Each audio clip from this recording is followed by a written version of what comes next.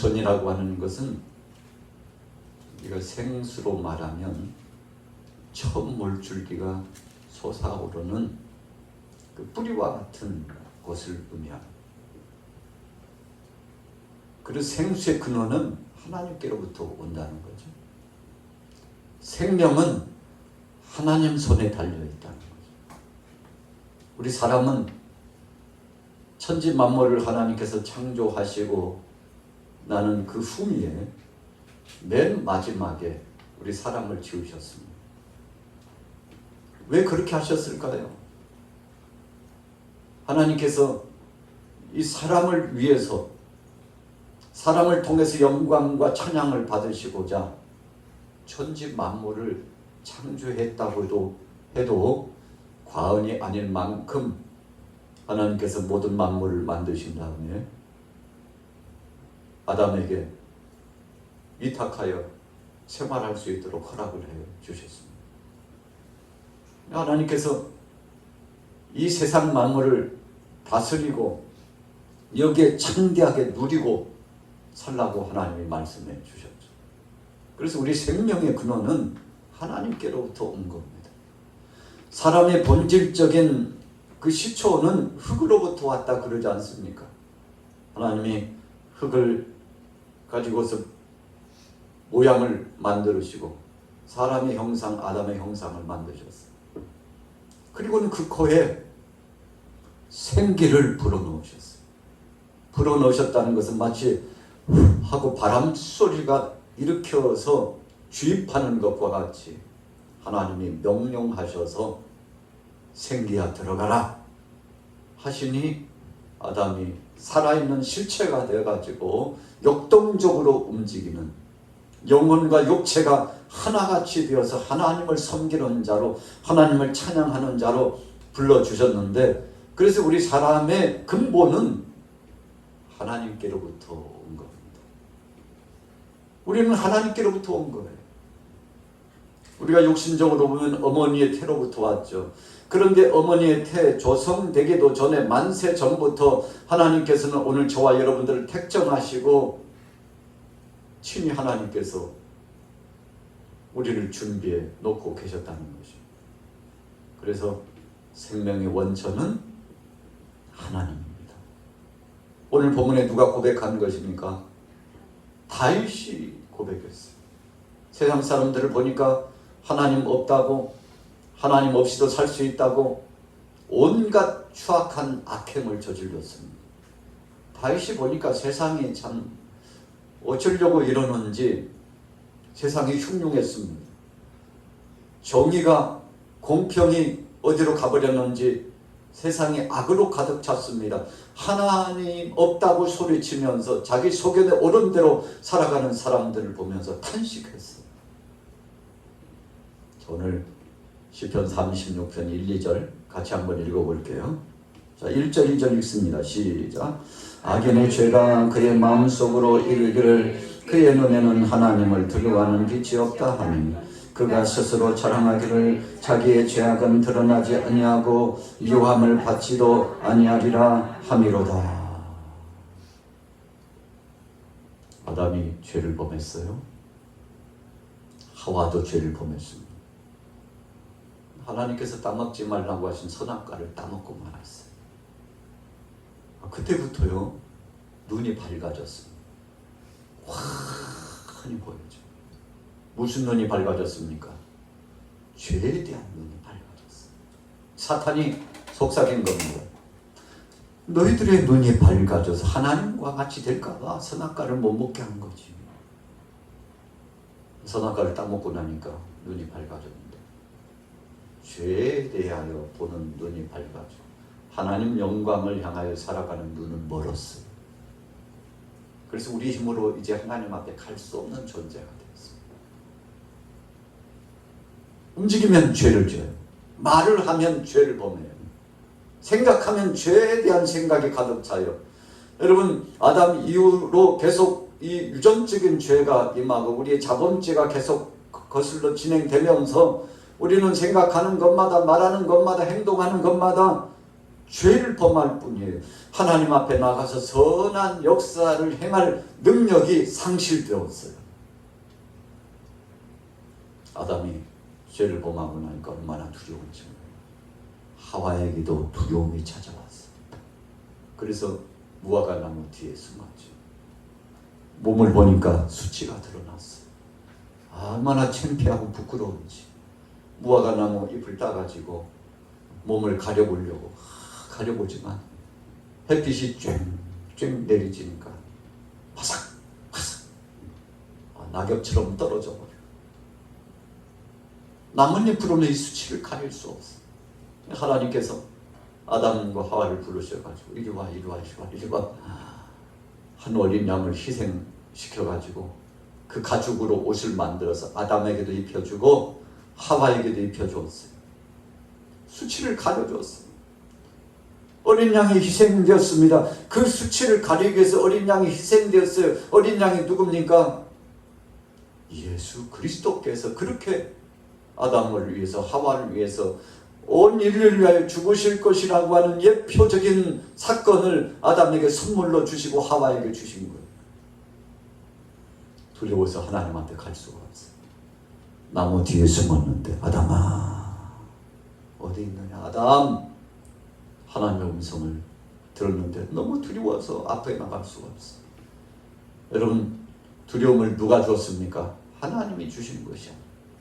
사탄의 말에 나아가서 복종하고 하나님의 뜻은 불순종하고 그랬더니 죄가 들어와 가지고 두려운 마음이 두근두근 죄를 범했으니까요. 두근두근 그래도 양심이 채찍하는 겁니다. 너는 죄인이야. 양심이 채찍하는 두근두근 견딜 수 없어. 여러분 악한 것이 가라지와 같은 것을 마음에 뿌린 겁니다.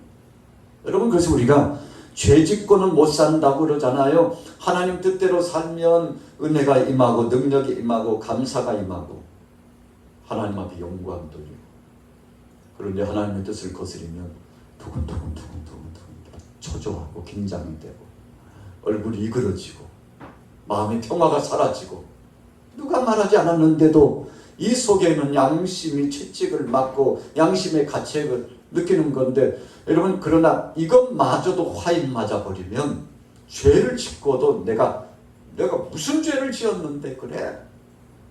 죄를 짓고도 죄 지은 줄도 모르고 거듭 덧입혀가지고 죄를 계속 범하는데 마지막은 심판밖에 없죠.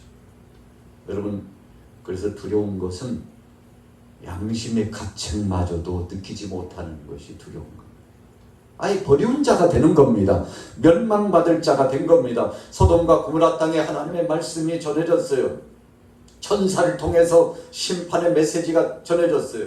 빨리 이 땅을 떠나라는 것입니다. 떠나지 않으면 불의 심판이 있다고 경고의 말씀이 주어졌어요. 그러나 양심이 화인 맞았기 때문에 천사의 말도 롯의 말도 귀담아 듣지 않았습니다. 무슨 농담을 그렇게 하십니까? 이렇게 맑고 아름다운 이 강산에 무슨 불벼락이 내린다고 무슨 불비가 내린다고 말도 안 되는 소리 하지 말라고 농담으로 생각했는데 여러분 그 지역을 떠나지 않는 모든 사람들은 하늘에서 불같은 비가 내려가지고 다 불타서 죽게 되었잖아요. 여러분 그래서 진짜 두려운 것은 양심의 가책도 없게 될 때가 두려운 것. 오늘날 이 시대에 우리가 2024년도를 살아가면서 사람들이 술 취하고 방탕하고 육신의 정욕으로 살아가고 하나님의 말씀을 어기고 끊임없이 육신의 소욕으로 살아가고 있는데 그게 죄인 줄 몰라요. 한 잔 마시고 무슨 죄라고 두 잔 마시고 세 잔 마시고 술에 취해가지고 그것뿐입니까? 요즘은 또 마약에 취해가지고 또 성적으로 타락해가지고 자신의 그 육체와 영혼과 정신을 깨끗하게 하지 못하고 그냥 자기의 몸을 자기의 정신을 함부로 갖다가 내어 던지고 여러분 왜 이렇게 되는 것입니까? 소돔과 고모라 땅에 그렇게 살았어요. 그러니 여러분, 하나님의 말씀을 두려워하지 않고 심판이 없다고 생각하고 그렇게 살다 보니까 어느 날 한순간 하나님의 심판이 임했는데, 여러분, 롯과 두 딸을 제외하고는 다 불타서 죽었습니다. 안타깝게도 화성 지역에 이렇게 배터리 만드는 공장인가요? 화재가 났는데 많은 사람이 죽었죠. 엄청난 피해가 났어요. 여러분, 불에 타서 사람이 죽는다는 것 얼마나 고통스러운 것입니까? 일본 나가사키와 히로시마에 원자탄이 투하되기 전에 미국에서 일본의 그 야망, 야심, 참 못된 마음이죠. 세계를 송두리째 삼키려고 전쟁을 일으켰는데 미국도 삼키고 중국도 삼키고 우리 대한민국이 조선 땅도 삼키고 일본 땅이라고 생각하고 야망을 가지고 아주 못된 짓을 하다가 도저히 안 될 것 같으니까 미국에서 세계 최초로 원자폭탄 2개를 쓰죠.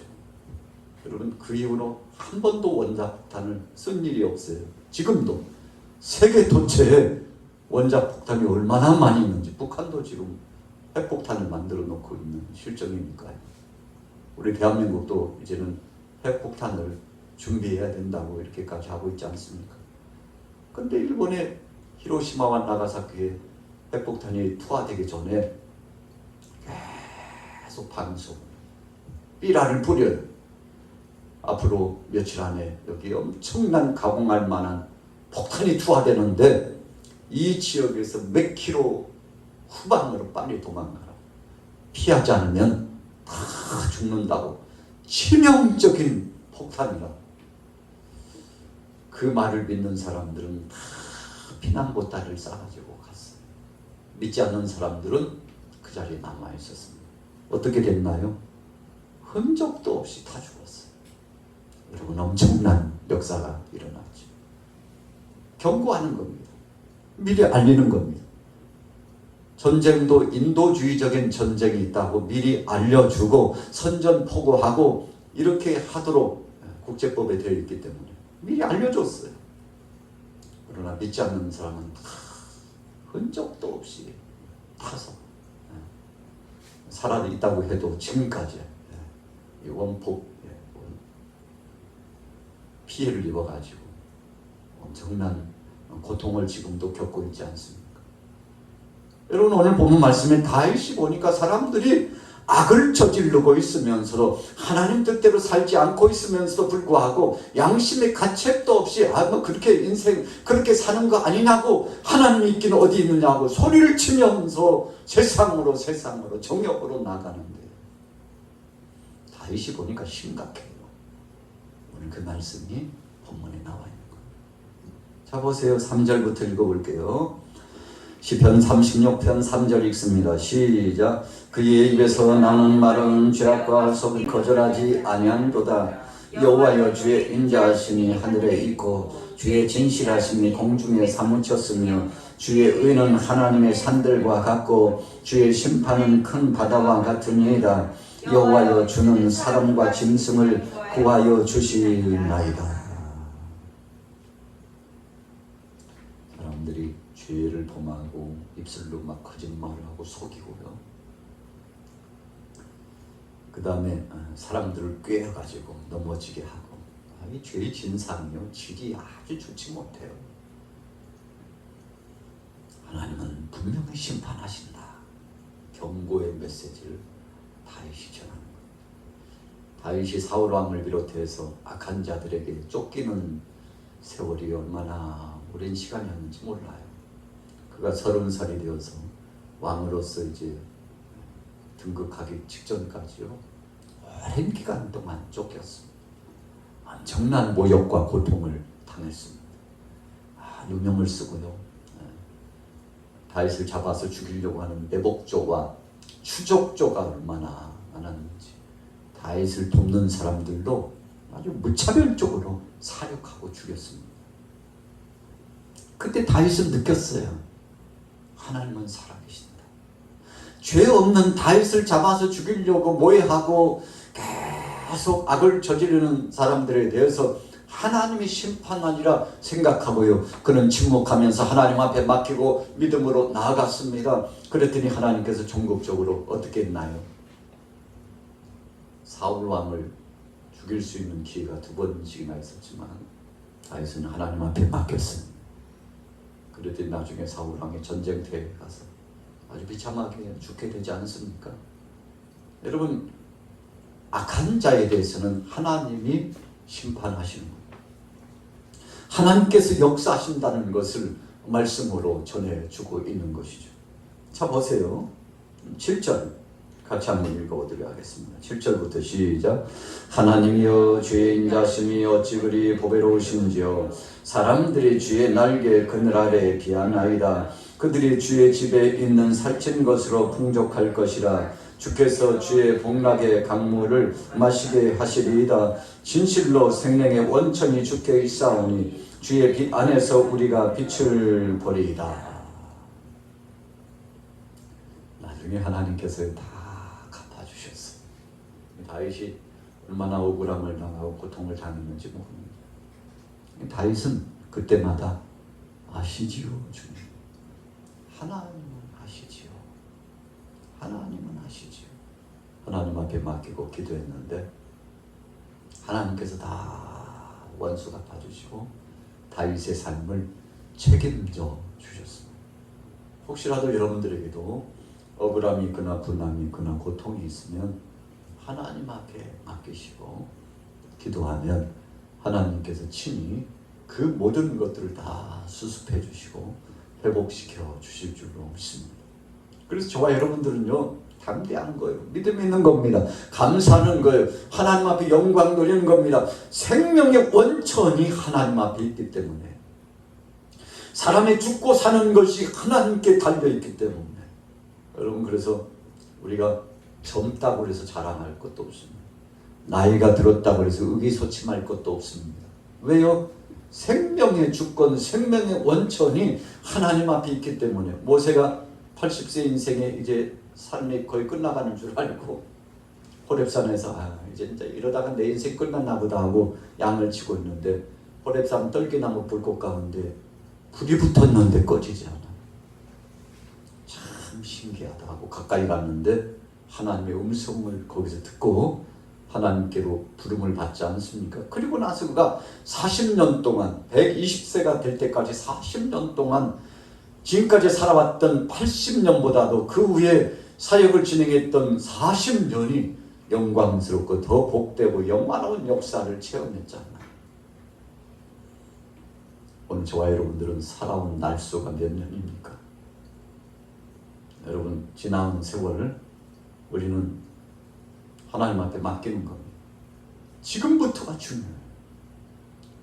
오늘 2024년도 6월 26일 오늘 이 순간이 얼마나 중요한지, 주님, 내가 주님 앞에서 진솔한 믿음을 갖고 하나님 영광을 위하여 생명의 원천이신 주님 앞에 맡기고 나갑니다. 주님 역사하여 주옵소서.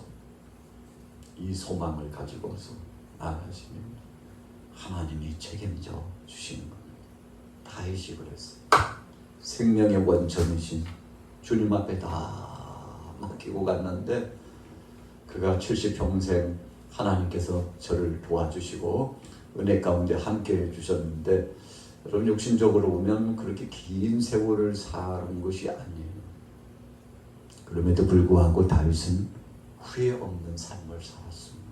많은 우여곡절이 있었죠. 어려움이 있었죠. 그럼에도 불구하고 하나님 앞에 감사하면서 영광 돌리며 살아갔는데, 여러분, 그래서 지금까지도 다윗의 명성이 굉장하잖아요. 아브라함 명성만큼이나 다윗의 명성이 대단하잖아요. 사람은 죽으면 이름을 남긴다고 그러잖아요. 그 이름이라고 하는 것이 무엇입니까?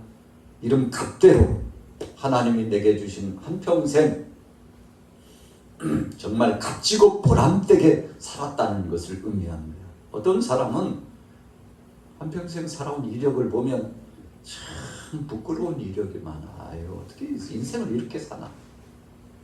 아유, 왜 이렇게 인생을 허무하게 이렇게 살지?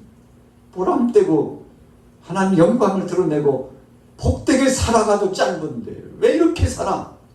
여러분, 사람들이 살아가는 삶의 방향과 그 모습이 다른데 오늘 여러분들은 어떻게 마무리하시겠습니까? 오늘 다윗은 알았어요. 생명의 원천이신 하나님, 나와 함께 하시는 것을 감사합니다. 앞으로도 우리 당대뿐만 아니라 후대까지 주님 주관하시고 역사하옵소서라고 주님 앞에 다 맡기고 살아갔는데 하나님께서 후세대들마다요, 내 종 다윗처럼 너희가 순종하고 율례를 따라서 하나님의 말씀과 법도를 지켰으면 좋겠다. 그러면 너희에게도 다윗에게 주었던 복을, 다윗에게 허락했던 그 언약이 이루어지도록 너희에게도 복을 주시겠다고 하나님께서 이 언약 중심으로 또 언약을 선물로 주시면서 말씀하시는데, 여러분, 오늘 저녁 여러분들과 저도 생명의 원천이신 하나님 앞에 주신 그 언약 붙잡고, 무슨 언약입니까? 예수 그리스도 안에 살아가면 만사 형통하고 복을 누리고 하늘의 신령한 열매가 있다는 사실을 기억하는 그 언약이죠.